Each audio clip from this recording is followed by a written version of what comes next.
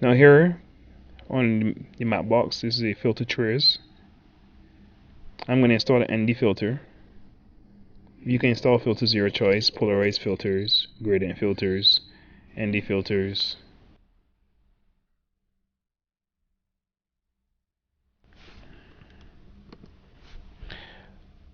Digital cameras, like the Ray camera, the AR filter becomes really important, and this is a filter that you may want to have with you on set, especially when you're filming in really sunny conditions.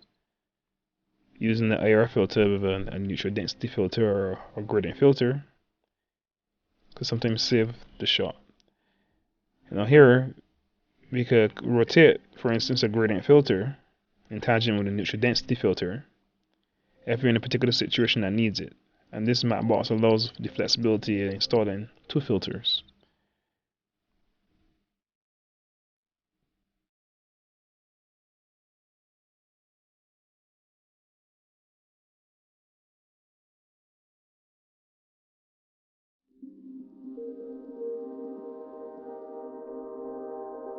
In this section, I'll be covering some of the technology used in the camera. At the heart of the Red 1 camera is the 12 megapixel Mysterium CMOS sensor. The CMOS sensor, in essence, is just an image sensor which converts an optical image into an electric signal.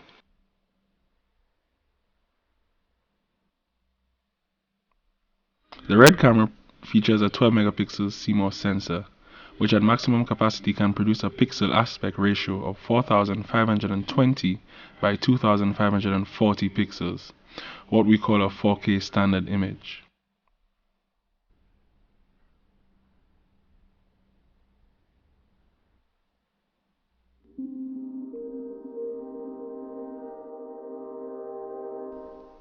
We found that the camera's CMOS sensor responds very well in the three main lighting situations.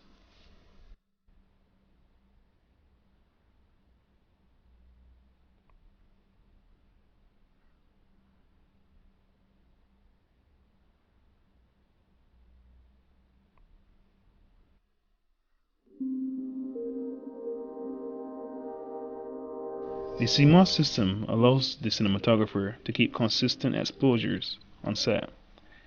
Here, the cinematographer comes down to 5.6 because the director wants a certain look of details in the window.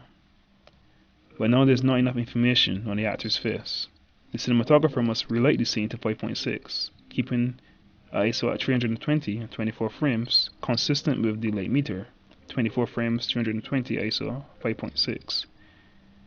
And this mimics traditional film.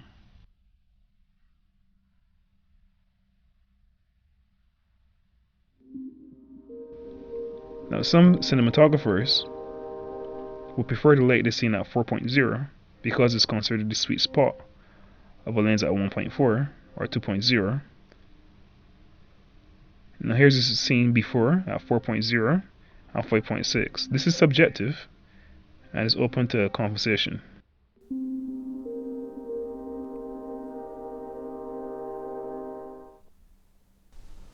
The camera features 4 XLR audio input sockets as well as one for output when dealing with a sound recording mixer. The Red camera comes with audio capabilities, which are most often never used. Professionals seldom use the sound capabilities on the camera because of known abnormalities, which occur when recording sound and video at the same time. The camera seems to malfunction when recording video at a data rate of red code 36 or higher and at a resolution higher than 2K. If shooting with any of these video settings or scenarios, then audio recording is not recommended on the camera.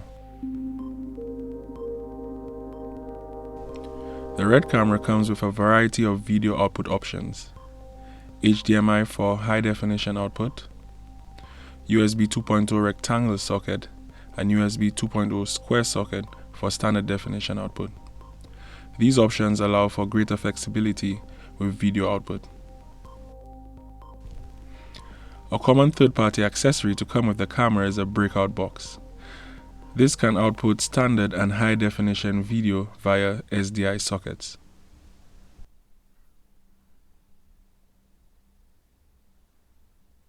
In this section, we're going to cover the camera menu, some of the more vital menu functions and menu buttons. The Red camera features a fairly straightforward menu system control, which is located at the back end of the camera. The dial in the center is used to navigate through the menu. You can shift it right or left to select menu options, up to go to the previous option, and down to select a particular option. You can also press the dial inwards to select a particular option.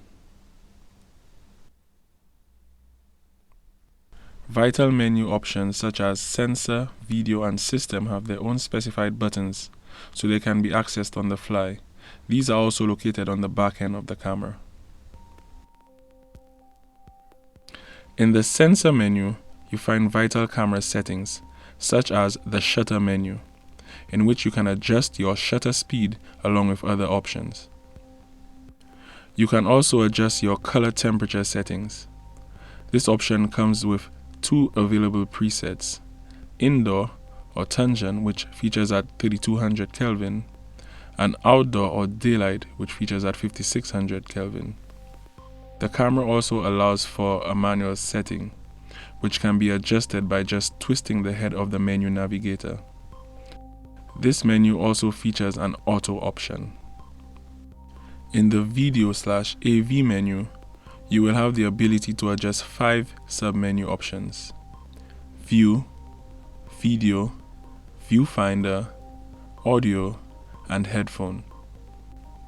The View option allows you to choose your color space for video output. In the Video option, the camera allows for custom video looks or templates to be saved and imported or exported if needed. You can also adjust your color, saturation, exposure, brightness, contrast, and shadow.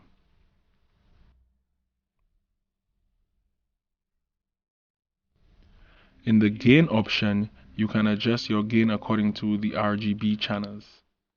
Red, green, and blue gain options can be adjusted individually. The tone menu is similar to the gain menu and comes with a curve option to give greater flexibility in adjustments. In the system menu, you have 5 options. The sound option allows you to turn on sound recording on the camera. You can also adjust output level and mic level. In the media option, you have 5 sub-menus, which relate to CF cards or hard drives. You can pre-record, unmount, format, change, and reset media as needed. In the project option, you have 4 sub-menus. Status allows you to view your current project configuration. Slate gives you the option to add a digital slate to your footage. Configuration is where you can adjust resolution settings from 2K up to 4K resolution. Time base or frame rate to adjust your current frame rate setting, and quality, which allows you to choose one from 3 data rates.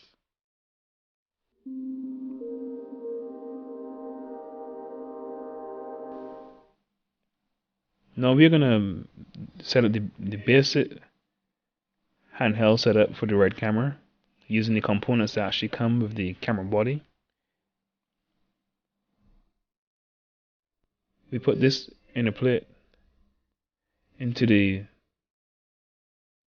rail plate and clamp it in to make sure it's secure. This particular plate comes with the Red camera. You can see this curve here is for the shoulder. Now we install the rail.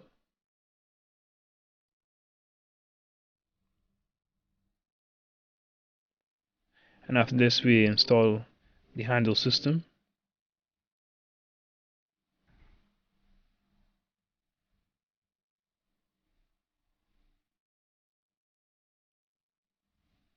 It's really simple, really straightforward.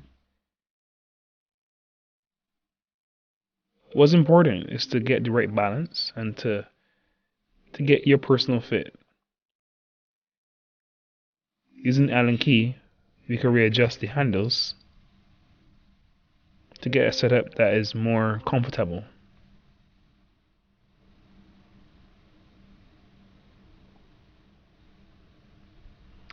And behind the system goes onto the real system. We tighten it onto the real system.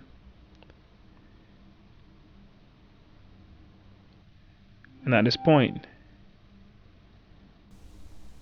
we can put the camera into the base, and it sits here using those 4 screw holes. And one thing that's important is to always get help, especially when you're working handheld. Always get support because the camera is heavy. Overcranking frames with the red one is pretty easy. You could overcrank frames up to 100 frames per second on 2K. And this fluidity of slow motion really helps to heighten a particular performance. This is subjective and depends on the director's wishes.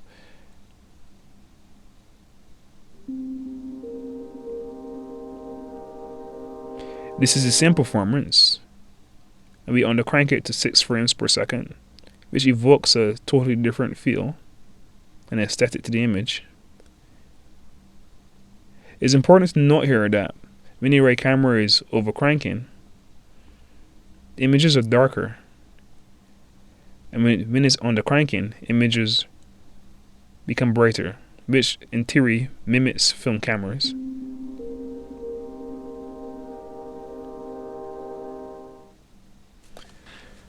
If this is your first time working with the filing system on the Red one, here are a few things you will need to know. Visit www.red.com, then click on the support button to the top right-hand side of the web page. This will take you to the support section of Red's website, where you can download a variety of programs. Some of the more important software you can download from the support section of the site include camera firmware updates, Red 1 camera operation manuals, Red Cine X, and Final Cut Studio support, which provides a QuickTime playback codec for the Red files. After downloading the necessary footage from Red.com, you are now able to do post-production work on Red footage. To import footage into Final Cut Pro, simply go to File, then click on Import, navigate to your footage folder and select the appropriate file.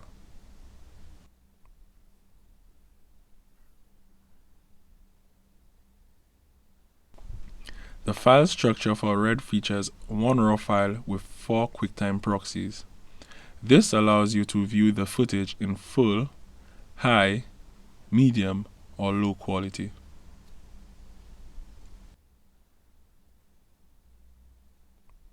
My inspiration to do our dissertation on the right camera came from doing some research, and I came across something that Christopher Dahl has said. And basically, in an interview on greenstein.com, Christopher Dahl said that digital cinema is the language of the kids, the language of the younger generation.